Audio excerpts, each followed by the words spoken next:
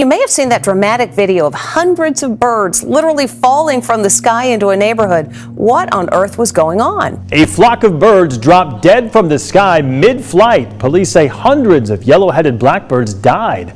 There's been all kinds of speculation about what caused that. Can you believe that? So this is a flock of yellow-headed blackbirds crashing to the ground by the hundreds on a random street in Mexico last week in Chihuahua. Boom. Here we go. There we go. Oh my gosh. Seemingly dropped dead mid-flight. Chihuahua City Police. Maybe we'll show this again here. Local authorities, they can't, there it is, look at that. That is bizarre. They don't know exactly the reason behind this. Authorities still don't know what caused their death. Yeah. That is a lot of birds that just fell from the sky.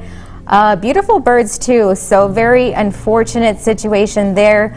I cannot believe that. Like, that is insane. I was trying to see on that video if Alfred Hitchcock walked by at any point. That is crazy. Wildlife officials are investigating why dozens of crows died, scattered around the federal courthouse. Waiting on results after dozens of dead crows. Tonight, experts are working to figure out why it happened. Reminiscent of scenes from the Alfred Hitchcock classic, crows are constantly covering downtown trees. No one yet knows what caused the death of a number of crows in downtown St. Louis. The Missouri Department of Conservation spokesperson tells Fox 2 News the situation is very unusual. About 50 dead crows were reported at Creve Coeur Lake this past weekend, too. It does remain a mystery, and for some folks, a symbol. In literature, dead crows are often associated with loneliness, despair, and misfortune. I don't know if I'm going to go that far, but it is weird, Randy.